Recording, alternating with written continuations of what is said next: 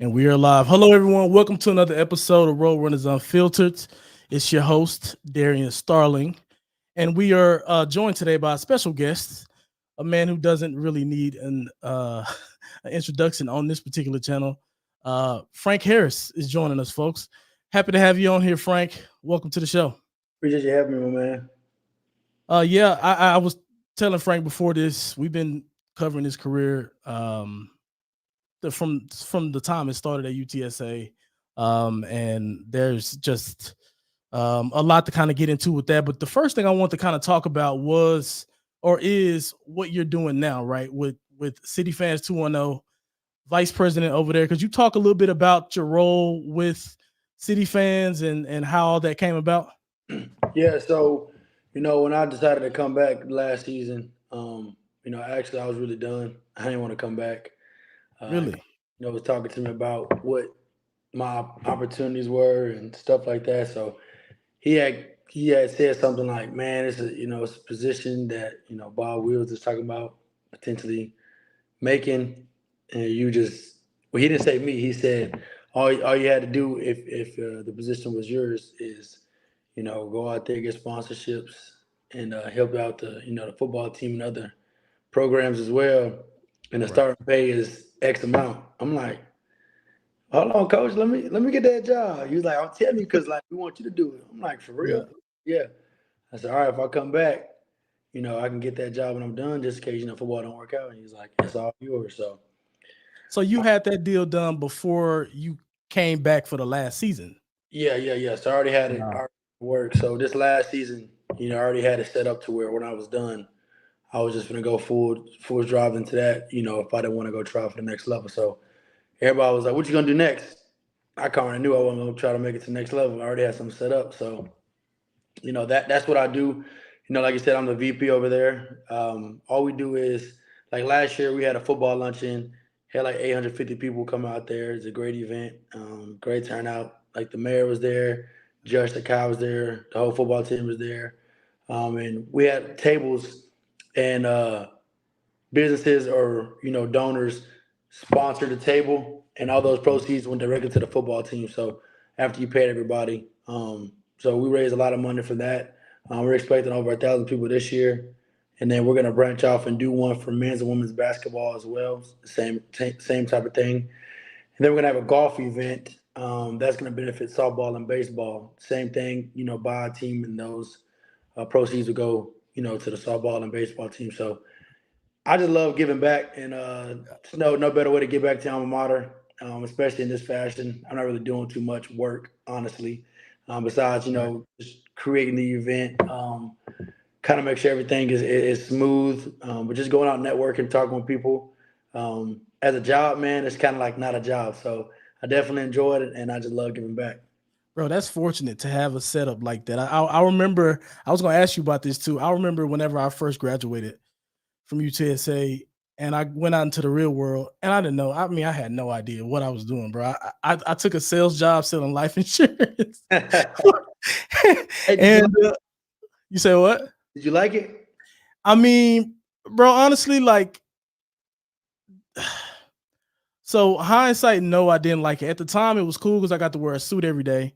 And then, like, the cool thing about it was when you make a sale and it's like a big sale, like they like my big I remember I made a sale for 20 bags. I had 20 grand, and I was like, oh my God, like I don't know what to do with this kind of money at the time. But then it's so feast or famine. Like if you go a month or two and you don't make no sales, you don't get no money. You know what I'm saying? So like whenever I graduated, I was young, I didn't know how to manage no money. I ain't know none of Real. that.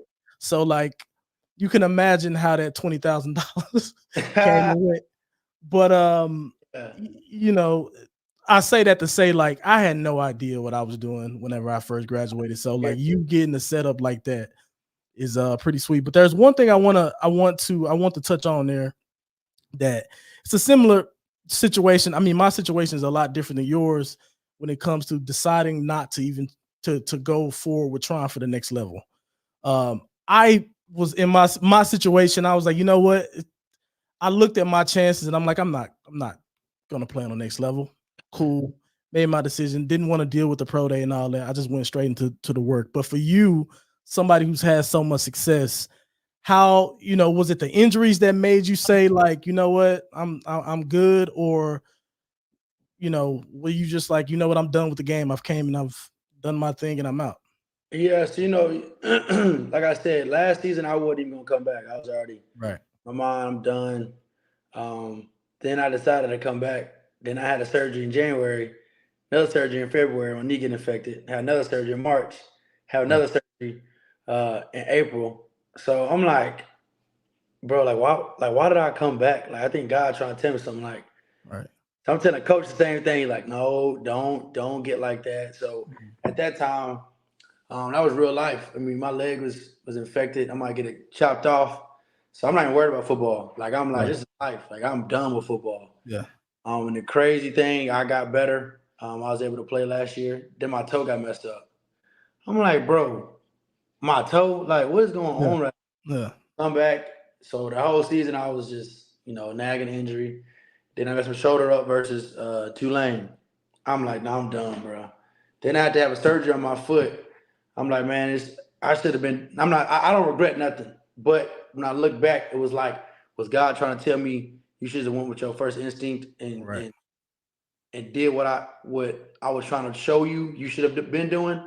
So I kind of took a step back, prayed about it, and I was just like, man, it's so much more to life than football. It's my 11th surgery. I mean, bro, I'm 24, about to be 25 next month. How am I gonna be when I'm 45?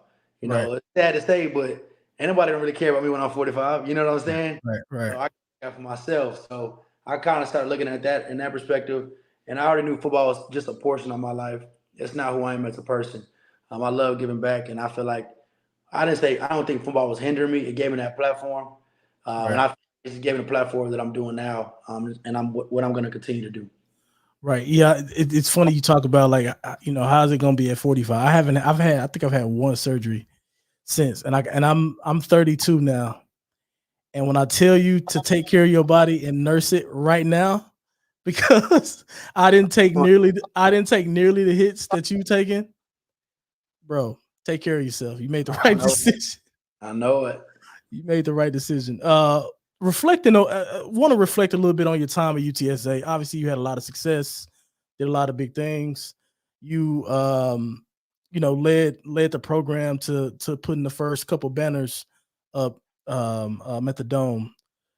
What, out of all the things you did, out of all the success you had, what to you was the biggest one that meant the most to you, out of all the accomplishments?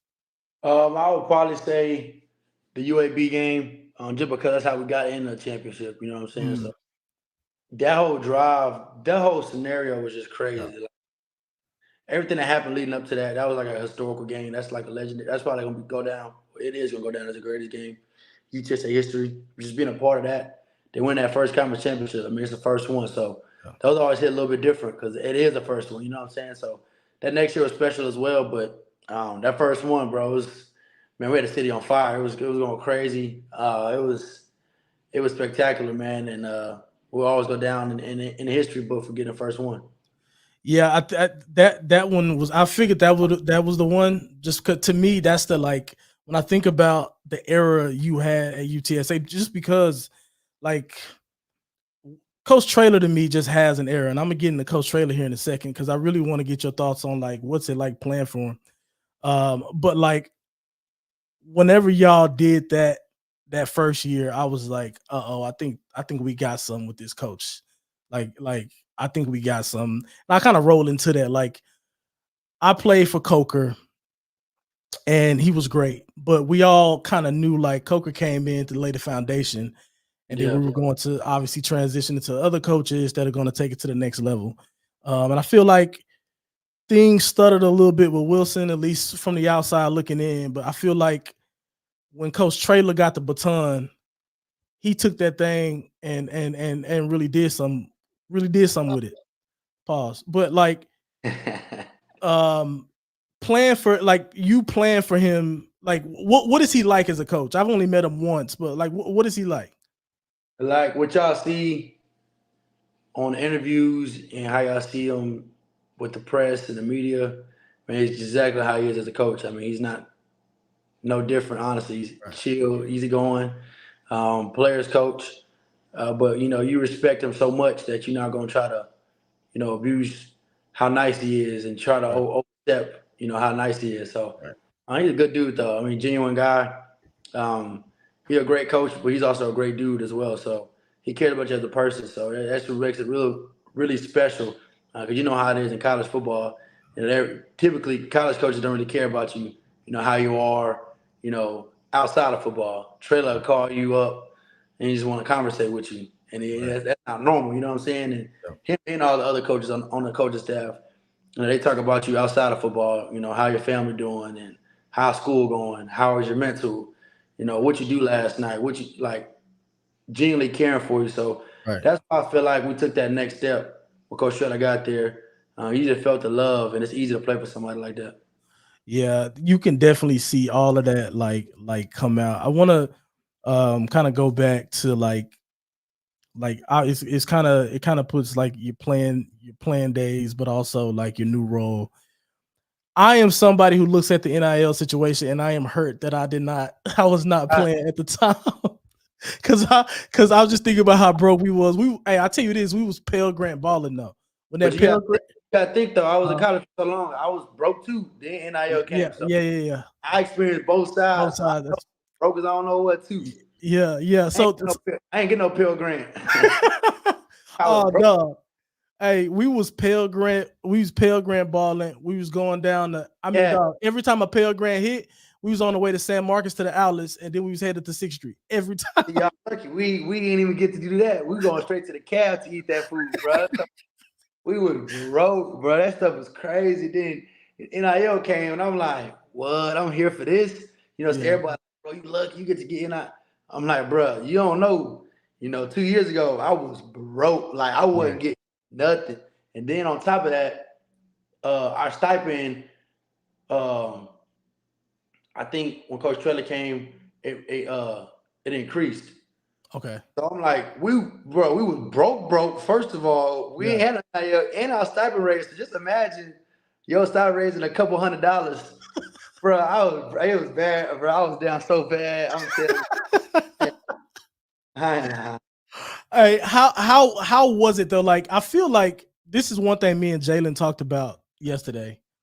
We was obviously talking about we wish we would have been able to experience that, and we was talking about how broke it was, but we was also talking about like the problems it could cause. Obviously, you got players who may leave because they promised something else, but Jalen brought up a good point that I really ain't never thought about until he brought it up. He was like,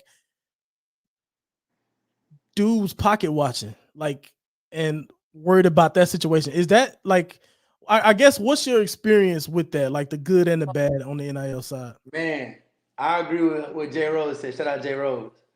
I do think people start to pocket watch, worry about the wrong stuff. Like, it don't matter what the guy next to you getting. It don't matter if he getting nothing or he getting something. I'll go in college football to go get a degree and play football. Everything else take care of itself. Why are you worried about off the field stuff? Like when NIL first came out, I wouldn't get no NIL money, like at all, like zero. Really? Like at all. That first year it came out, I wouldn't get nothing. Was I complaining? Was other guys on the team getting stuff? Yeah. Was I shot? I had a good season, but I wouldn't get nothing.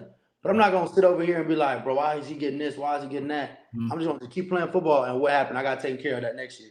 You know what I'm saying? So, and then the year after that, I got blessed again. So I just tell people, just play football. Y'all worry about the wrong stuff. Like before NIL came, if you was getting recruited before NIL, you wasn't going to school for the money. So why the change? Because there's money involved now. Just go play football. And all the young guys, I can just see how sometimes it could be, I guess, misled. Some guys think that they're going to just come in and, get money. That's not the case. You know what I'm saying? High school football is way different from college football.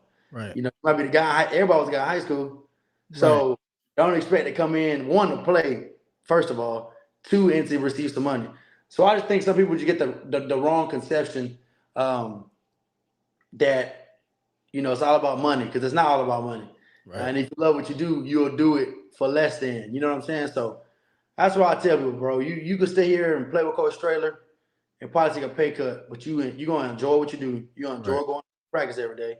Enjoy the camaraderie, the culture, the coaching staff. Or you can go someplace else. You probably get paid more, but I'm telling you, you're not gonna enjoy it because it's not no place like this. That's why I didn't hit the portal when everybody thought I was when I had that one good season. Right. I could have got paid more, but that's not what it's about, though. Right.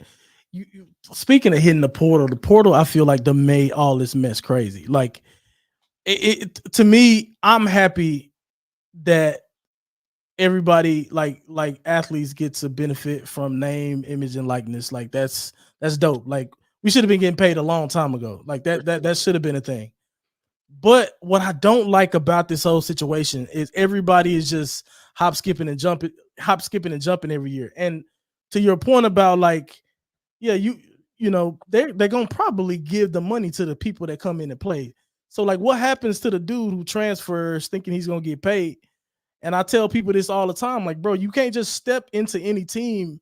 I don't care who you are. You're not stepping on the field the second you get somewhere and just blow everybody out the doors, unless you that dude like that. But like I tell people every day, because they kind of take it for granted if they never really been in there, bro. It is hard to get playing time in Division I college football, let alone start. You know what I'm saying? Like I mean, you know this just as much as I better than I do, I'm sure. But like, it is hard to keep your position. It is hard to come in and play in a place that you've been for years, let alone just transferring, walking into another quarterback's room and like defeating the guys that's been, you know what I'm saying, winning a position battle against those guys. Like I'm worried about some of the dudes fumbling their bag, missing chances on like potentially going to the league because they chasing some money. And yeah, like so I guess kind of what's your thoughts on that? Have you seen stuff like that, or is this something that concerns you as well? Yeah, you know, it's a guy. I'm not gonna say what school he's from, but I guess he was the MVP of the conference, Right. a quarterback, and he hit the portal and he didn't get picked up. Try to go back to the school, they didn't pick him up. So now he don't got nowhere to go. You know what I'm saying? But people don't talk about that kind of stuff. They just always talk about the good stuff. So that's real life stuff. And also a big thing is when you transfer, you lose credits. People don't think about that. Like I didn't that's a think about big that. deal, bro. Like I'll never forget, bro. I wasn't in the right state of mind at UTSA after my third year. So I was like, man, I think I need a fresh start. I mean, I've been hurt. I'm down bad. Like, I ain't been playing. Like, I've been injured. Maybe I just gotta get a fresh start. And I told my parents, my mom was like, you're not going nowhere. You finna graduate before you do anything. And if after you graduate, we won't even know if you're gonna be able to go somewhere. I'm like, dang. Because if I would have graduated, I would lose all my credits. I was gonna graduate like that in 2 semesters. So people don't think about that kind of stuff. You know, you could be a junior, you could be a senior about to graduate or whatever. You transfer, you're back to being a sophomore. But they're not thinking about that. They thinking like, okay, that's fine. I'll just hit the league after that anyways. All right, well, you've been in the league for 5, 10 years. If you fortunate enough, what you gonna do? You gotta get a job. You're gonna be what, 32? Right. What you gonna do? Just sit at home all day? Yeah. So people don't think that's a big deal, but I think that's a huge factor. And I kind of blame the parents, if I'm being honest, because they let them go out there and show no loyalty and, you know, trying to just do all those things. Bro, I was just talking to April. I had April on here a couple weeks ago, April and Sarah. And I was talking to her about like, is there any type of advisory board or something that like can like that's a third party that can come in and like advise people who are thinking about entering the portal to go chase some money to at least, because like the way I see it is like, I'm gonna be honest with you, bro. Like I'm talking smart right now, but if somebody was waving hundreds of $1,000s in my face, there's a chance that I could take the money and run, or try to go take the money and run. And I'm sure that's what's happening with a lot of these people that's entering the portal. I'm sure that's what's happening. But like, what type of like, and of course, families are gonna be biased. They're gonna say, "Oh, Frank, go take the money." You know what I'm saying? Like, maybe not your folks, but I'm saying theoretically, like people, I'm sure people's family are gonna support them and whatever they thinking on that. But like, is there anybody like set up at the school or set up just around the team that's like trying to give people education on like, hey, this might be your situation if you leave here? Or is it just kind of everybody for themselves and they just Well, make their own decision? I think, we got some of the realest coaches in college football. Right. Like they'll tell you straight up, like, you want to hit the portal, I'll help you. Go do this. Sometimes they'll tell you, I don't think you hit the portal. You should just stay here and, X, Y, and Z. So I think the coaching staff does a great job of doing that because if they think it's beneficial for you, they will go out there and help you get recruited, go to another school, all those things. Right. If they think it'll hurt you, they'll tell you that. You know what I'm saying? So I think the coaching staff, they got all the intel. They know all these coaches. Right. They know all the scouts anyways. So they can tell you what you should and shouldn't do. And, some people might think they're being biased, but I know for a fact, if it was for your best interest, Coach Traylor would go out there and help you. Right. And whatever it is, even if it's not benefiting him, so to speak. Right. The position coaches will do the exact same thing. Like, so I don't think it's biased, but I think some people might see it as biased, like, oh, he's just trying to keep me here because he can't afford to pay me that much. Right. Then you go to another place and it might not be, what it seemed. And then, we like, saying Coach said, try to tell you so, you know what I'm saying? So right. That's why I think we're a little different because we got some real coaches on the team, even if it ain't Coach Traylor, if it's another coach. Like we got some coaches they're not even my position coach that I'm real close to, that I talk all the time. That if I ain't feel like Traylor was being honest with me, I could just go to this coach and be like, yo, what you think? Right. And then they can give you the real. So it's people on the coach staff that can tell you their perspectives, and they really got the inside scoop, so they can let you know. Yeah, I'll just be worried about like whatever graduation rates come out and like, oh, this percentage of people who entered the portal didn't fail to graduate. I feel like that right there is when they're gonna start put some guardrails around it. So if they don't start putting guardrails around it right now, they're gonna be forced to do so, and it's probably gonna make some rules to where people can't move as much. Which to me, in my opinion, you got a lot of people ducking position battles. I don't like that, bro. Like. Me personally, like, I don't know. To me, that it's something about coming in, like, and this is probably just it wasn't like this whenever I was there, but bro, we had to go in and earn a spot. Like, you got to go. People wasn't just hopping and skipping and jumping like that. Like, so anyway, I ain't come in and start, so I know exactly what you're talking about. I had to work for him. Yeah, since I was first got into college. Yeah. That situation is crazy. I'm gonna move the conversation along because people are gonna kill me if I don't ask you about any type of football stuff and just talk about NIL. The quarterback situation, obviously, with you not being there, quarterback situation is gonna be completely different. And I think the two guys we got right now in Eddie Lee Marburger and Owen McCown, I think they both got some talent. There's things that I like about both guys. But you've been in a quarterback room with them. You've been in preparation with them. Could you profile both players and let me know some of the good qualities they both have from your standpoint? They both have they're similar in a way, and they're different in a way. Eddie been there for a little while. Eddie has one of the best arms. He's probably one of the most accurate quarterbacks I've probably ever seen. Owen just has that swag about him. He kind of he's just a different guy. He just came in day one just a little bit different. He has that it factor to him. Both of those guys, they're both great leaders. You know what I'm saying? But they complement each other. You can't sit here and try to compare and contrast them because they're so different in a lot of ways. But about that quarterback room, man, it was a special room. You could ask any of the quarterbacks how close we are. It's never about you play more than me. I'm second string. I'm third string. Like if you were to go in a room, you're not gonna know who the starter was. You ain't gonna know who. Right. I ain't treat nobody different. They didn't treat nobody different. We had two young guys, BT and Jackson. We embraced those guys as true freshmen and red shirt. They came in. We welcomed them with open arms. It's all competitive. Nothing is ever personal. We all hang out outside of football. Right. And I'm not even just saying just to say that. Yeah. The next guy, whoever the next guy is, whether we go get another guy, in the portal or whatever it is, transfer, whatever that is, they come in and start. The guys are not gonna frown upon because it's gonna be a fair shot. You know what I'm saying? Coach Trell doing no favoritisms.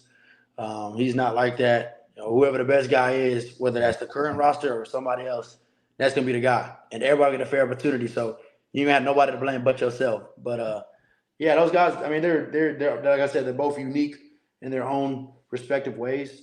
I'm excited for both of them, and you know, they always know that I'm always here for them. Right. Yeah, I've been talking about that a lot. I'm glad you said that about Eddie Lee because I just seen him, you know, the limited time that he's gotten some game time, and I'm like, yo, dude got some arm talent, bro. Like he got some potential, and I do think Owen McCown got a lot of he got some it factor because he'll get poppy on Twitter too. I seen him get a little crazy on Twitter too at some folks. I ain't seen that. I'm gonna have to look it up. I ain't seen that one yet. Yeah. Somebody I think somebody said something about like going to get starting quarterback or something from another place, like bringing in the transfer to start start whenever you leave. And he like quote retweeted it back and was like, "No, I'm right here." I was like, "Oh, okay." I didn't see that. I'm gonna look. But yeah, no, I think we got good QBs. I would like to see them bring somebody with some experience in, not to come in and start, but just to make sure that the levels are high. Because like you not being in the quarterback room, like for example, you've been there, been a veteran with them in there, you're already playing at a higher level. That's gonna raise their level. You know, so you know, with you being in the quarterback room, and I think it's always good to have that experience in a quarterback room or in any position group. No, I agree. That's gonna make people raise their level. I want to get your thoughts on what you think the team will look like in 2024. Obviously, there's a lot of folks leaving. You and Rashad was just y'all have an era of your own as kind of the faces of the program over the last few years. What do you as you look at UTSA in 2024? What are you expecting? I'm gonna be honest with you. We got a lot of new guys, and we ain't start football just yet. So you probably gotta come back to me in spring, whenever you know, because I'm one of those guys. I don't care where school you came from, what you did in high school, what you did at other college, until you prove to me on the football field and for my own eyes. I don't want to see no film. With my own eyes, then you can get my respect. Other than that, you know what I'm saying? So whenever I go out there and actually watch practice or watch spring game, then I can finally, you know, but we got a lot of talent. I mean, you look at the roster, so we got talent everywhere. That's never been a problem. I'm excited. Yeah, I honestly like that approach because one of the things I see all the time and people on the show comment a lot is, hey, you know what? I expect us to win 10 games next year. I expect us to compete for a title. And my approach on this, which I've got some flack from, is like, we don't know what the team is going to look like yet until they strap things up. Yes, we got talent coming back, but like that team is going to have to mold itself into a good team because and you guys have to do that every single year too. Just because y'all had y'all had a lot of good seasons, just because you won the conference championship didn't mean that y'all didn't face y'all adversities and had to come together as a team again in those subsequent years. So yeah, I appreciate that approach because that's kind of how I'm thinking too. Like, I think it's way too early to be putting expectations on what the team is going to look like and things like that. But back to what you're saying, I feel like not all of them, but some of these fans got a little spoiled. You know what I'm saying? Because we won 11 games. We won, what was it, 10, 12 games, whatever it was. So then, you know, we start losing. You know, everybody, you know, this. If you win 6 games, you go into a bowl game. Right. But that's, you know, we've been winning we went double-digit seasons so long. They just think that's easy. That's not easy in college football. That's hard. Like, we just was a good team. Yeah. So let's go next season. They win six games. That is okay. You know what I'm saying? That's a rebuilding phase. The next season after that, they win 6 games. That is okay. But people just think, you know, oh, they laid the standard down. They won 12 games. Now I got to win at least 10 games every year. Right. That is not No, it's not sustainable, and that's not going to happen. One of these years, it's going to be a fall off year, and maybe another year after that, or whenever it is. It might not happen next year, the year after that, but it's coming. It's just the nature of the beast. You know what I'm saying? It's just, Yep. it's football in college. It's hard. It's not easy. But people, some of these fans just think it's just so easy. Like, no. Yeah, I'll be thinking about that too. Like whenever we be doing, we always do like season predictions at the beginning of the year, and like, it's crazy how whenever UTSA loses a game, how the discourse changes immediately. Like it goes from "Oh my God, we the greatest thing on earth" to "I'm not going to the game, I'm not watching, and we suck," so on and so forth. And I know you guys hear it a lot. Especially me, you know, I had that bad game versus Houston, but that was on me like no other. Man, I was like, y'all crazy, man. Crazy world out there. Yeah. All right. I'm gonna roll into some of the audience Q&A stuff because they filled up the comment box. We'll get through as many as we can. Oh,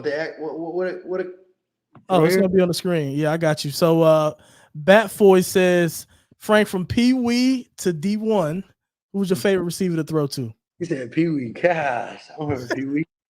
That's a tough one. I like all my receivers, but they know crunch time. Oscar getting the ball.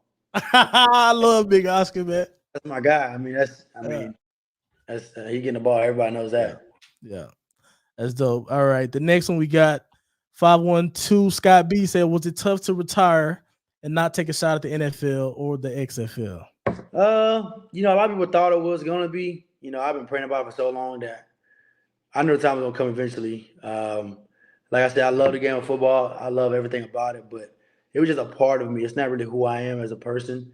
Right. So, I mean, I'm fine with moving on from it, and I'm gonna be around it. So, I'm sure I'll miss it eventually, but not nothing to where I'm gonna go back and play.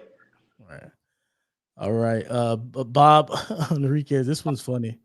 Well, it may not be funny, but it says, I believe Frank will make a great mayor. And as mayor, he could definitely unite the city and promote sports, pro and amateur, among other things. Have you given it any consideration? So, you know, it's funny. Before I started my job, I went to lunch with the mayor, and you know, I was talking to him, just picking his. We were just he's asking what I'm about to start doing. I'm asking him, you know, how it is, you know, being a mayor, and I was just with him on. I was with the mayor on Monday as well. So I just asked him, you know, my master's in public administration. So I've heard that a lot. Like, hey, you think you go? I'm like, man, I don't know about politics. And I told the mayor the same thing. He's like, well, I don't know nothing about politics either. I got involved, and you know, look at me now. I'm like, nah, that's not. Nah, I can't be no mayor, man. Man, you got to smile for it, dude. One thing you know for is smiling. That's a mayor. That's crazy. Oh man! All right, the next one's from Eric. Eric says, question for Frank: what's one thing you'll miss about football and being out there? Oh, I always miss, you know, my teammates. You know, that's everybody that misses football. It's not going to get hit. It ain't, you know what I'm saying, mat drills, waking up early. It's the camaraderie with your teammates, seeing them each and every day, playing, joking with them, being in the locker room. You know, just stuff like that is what I'm going to genuinely miss the most. All right, the next one we got from Batfoy again. He says, Frank, what's the biggest change from going from Coach Wilson to Coach Traylor? I would just say Coach Traylor came in and laid the foundation of a culture. We've always had the talent, and I just don't think the culture was there. And when Coach Traylor came in, you know, he established that, and that's why I feel like we were so successful.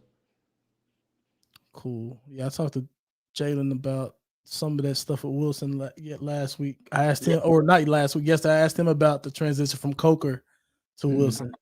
And he said some similar stuff. But he said, or this person, It's Rab, says, are you going to help out with the quarterbacks at all? Tell Coach Traylor to give me a quarterback job, and I'll do that. Just quarterbacks, though. I don't want to do nothing else. I don't want to. I don't want to call plays. I just want to do quarterbacks. Right. All right. Let's see. How many we got? How many questions we got? It's quite a bit. I'm going through some of them. Nah, just answer them. Come on, we're gonna just knock them out. You want? All right, let's do it. All right, let's see. What sets Frank and Owen apart in terms of playing style? How you gonna ask me that question? What does that Probably mean? a question. It's probably the question is kind of for both of us. I haven't seen enough of Owen yet. I I need to would see just say more. my style is. I don't think it's. I'm not trying to brag or anything. I feel like my style is very different than probably any quarterback you probably will ever see. I'm not I'm not your typical fundamental. Watch his film. I'm like watch his film to not do that. It's not like I watch his film to look at his footwork. I mean, I got the worst footwork. You know what I'm saying? I just kind of just make stuff up. So I don't think you could compare me to, for sure, not Owen. So I don't think that's even a. Sorry, I can't really answer it. Gotcha. Let's see. David says, "How much do you think UTSA can grow in the next few years?"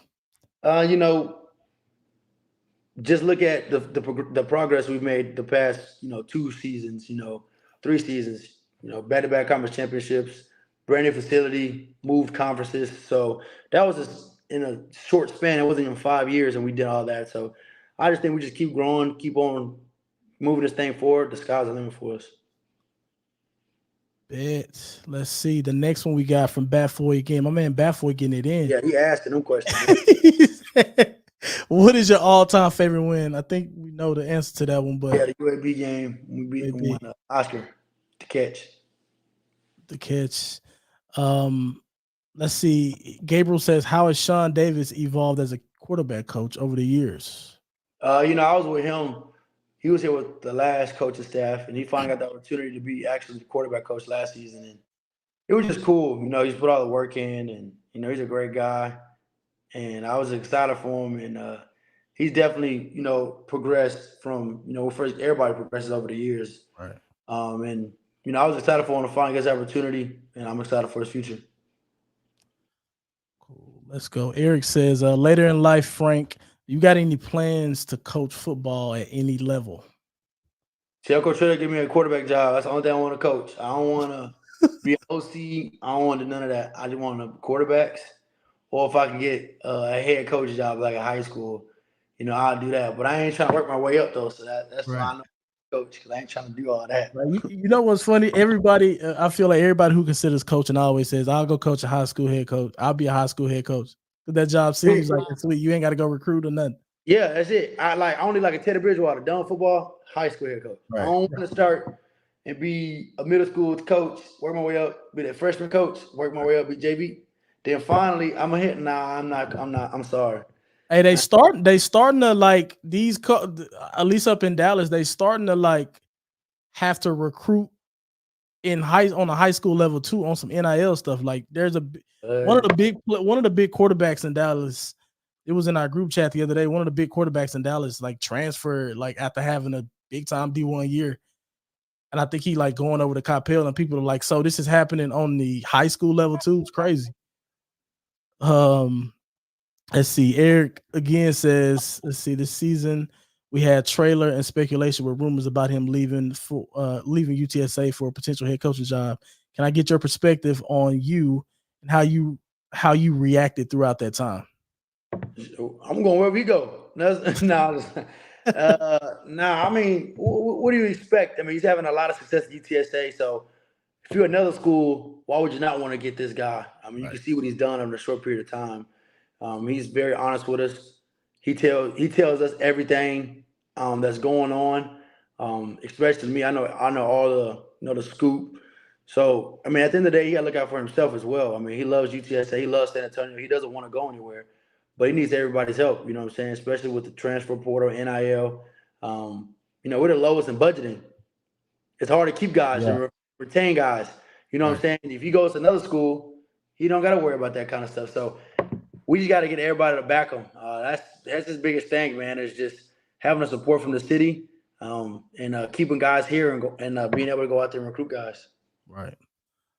And I think Ivan, we basically just answered that question on what we need to do to keep Trailer. I've talked to Ivan about it.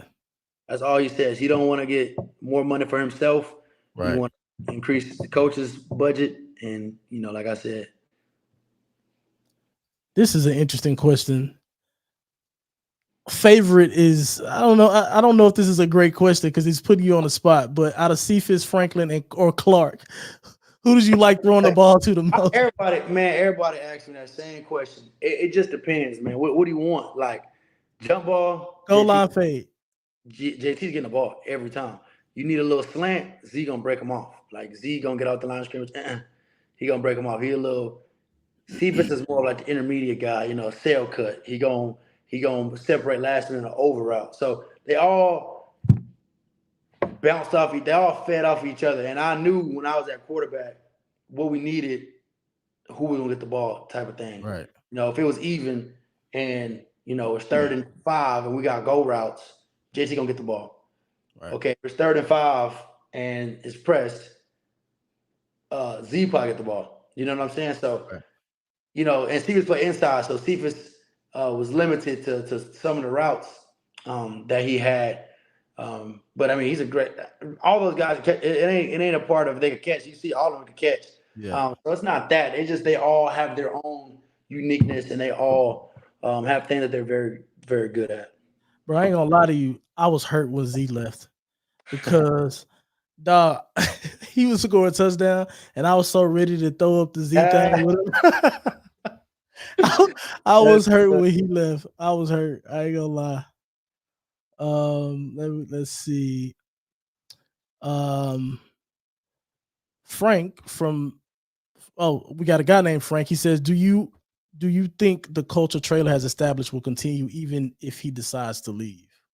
I mean, that's hard to say. He laid down a foundation, but the next coach is going to come in with, I'm sure, a different culture. It's probably relatively going to be the same, but, the triangle of toughness, all those things probably won't be the next coach's thing unless we were to get somebody from within, type of thing. So that's kind of weird, kind of a question, I guess.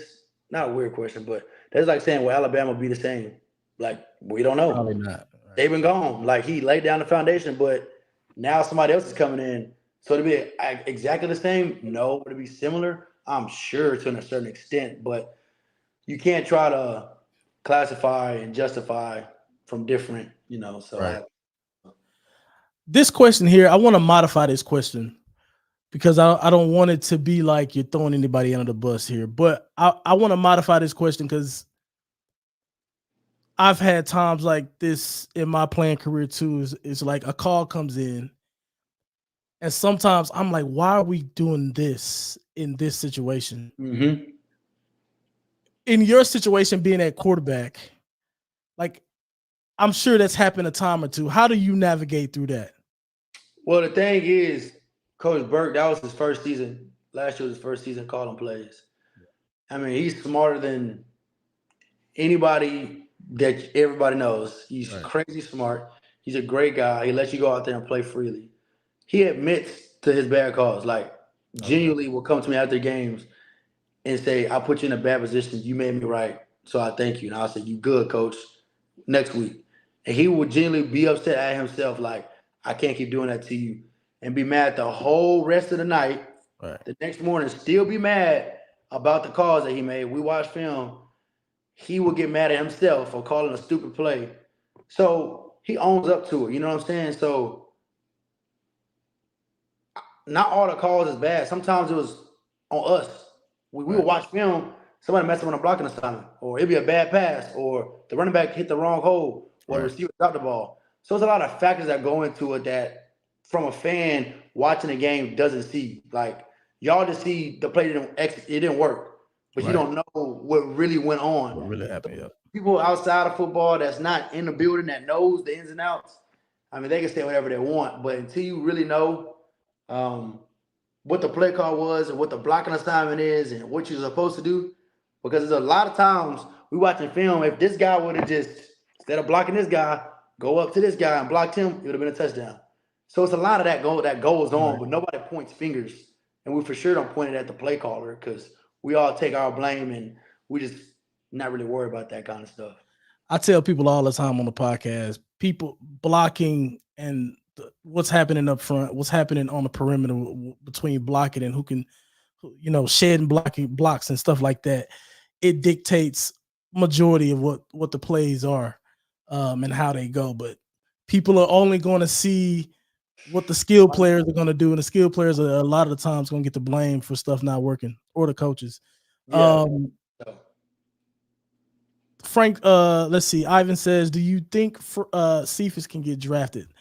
I'm finna cut. Yeah, you bet he gonna get drafted. Yeah, yeah. He said, what did he say? What would you love to? Oh, Yeah, love yeah, he want to use Yeah, him. Stevens get drafted. I mean, he's versatile. He could play outside. He could play inside. He could do deep routes, short routes, intermediate routes. Great hands. Literally, you just put the ball somewhere around him. He gonna catch the ball. And if you don't, he gonna get mad at himself. He works hard. Um, he's just a grinder. He's gonna find his way on a team, even if he don't get drafted. He gonna find a way. I likes him, man. He's just consistent, game in and game out, always making plays. No, like he don't miss practice either.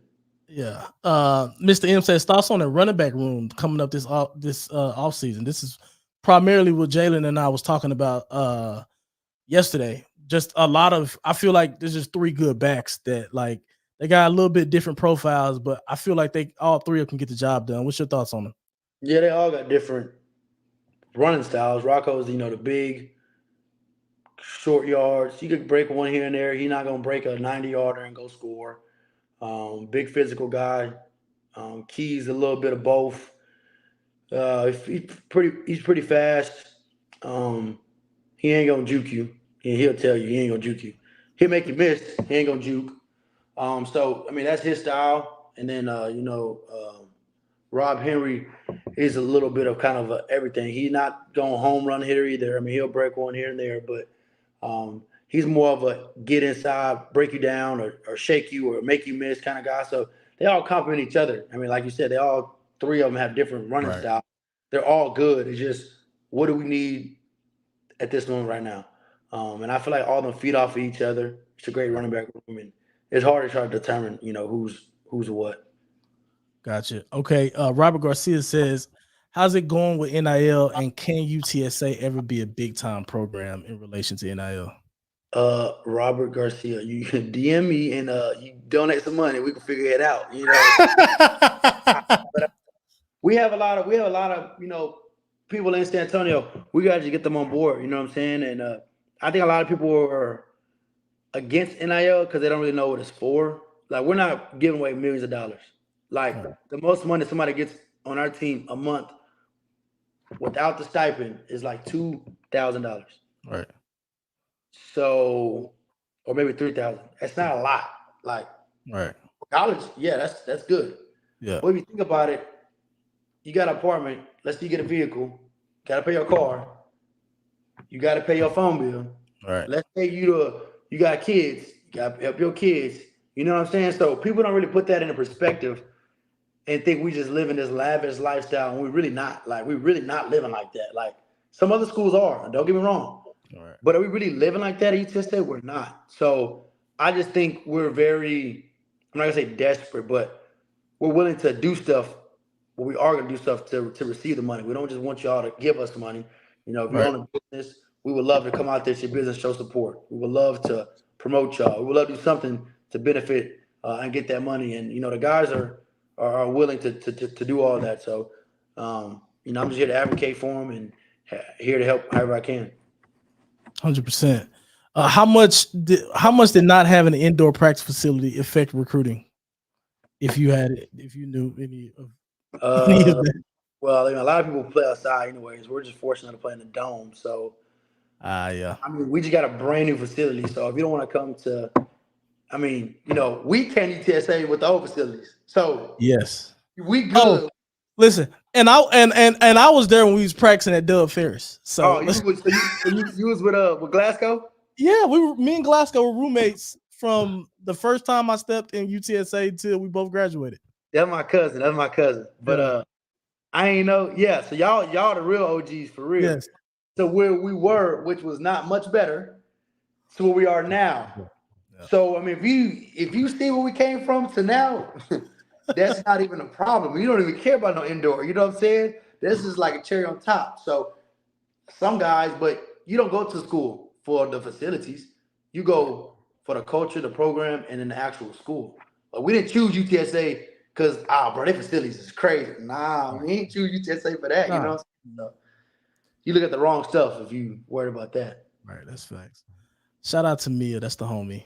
She's just showing some love. Let them know. Yeah, let them know. Yeah. Let's see. Audio World says, "Do you like fried chicken?" Stop it. Stop playing. Yeah. Stop playing.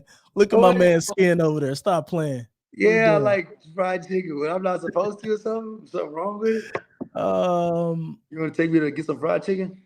Dr. Fusion says, "When did you start putting ketchup on steaks?" Please tell me that you don't do that. Man, bruh, you gotta realize, growing up, we ain't had steaks. So my first one having a steak was my junior year in high school. It looked like a pork chop, bro. So I put ketchup on. I know how to eat it. Ever since then, every time you see me eating a steak, I don't care what steakhouse we go to, best steakhouse in San Antonio, I'm gonna get some ketchup. Last thing on food, this is from me. Do y'all eat Ricky's out there? Because we was at Ricky's every taco truck. Taco truck. Nah, bro. J Rowe would love that place though. Oh yeah, we put him on. J Rowe probably got a tattoo of Ricky's Tacos on him, boy. He love that place. Nah, I ain't. Nah, we to go there too much. Oh, y'all tripping. Hey, listen, I would come down when I would come down to watch y'all play. I come to the game. I would literally stay only to go to Ricky's that night, especially if y'all had I would come to the early games. I'd stay because Ricky's didn't open up to like 7, 8. So I stay in San Antonio until 7, 8, get my Ricky's fix, and then head back down here to Austin. Let's see, we got a few more. Let's see. Mike says, what are the rules regarding NIL groups collecting donations at the game? I just don't think you can. Well, it don't work like that, right? Like, you gotta don't y'all gotta sign contracts or something like that. I mean, too. If y'all want to scan a QR code, I'm gonna have my card. There you go. I'll give it to you. If y'all want to just donate a lump sum of money, go for it. We would love to accept it. There you go. Your question is answered, Mike. Let's see. Not sure if you played the NCAA video game, but feel any type of way that you missed out being the QB on the new UTSA or on the new QB. Okay, hold on. Do you feel any way that you missed out on being the QB of UTSA on the new game that's coming out? Wait, it's coming out next year, right? This summer. Dang, I ain't gonna be on that thing, huh? Unless they went last year.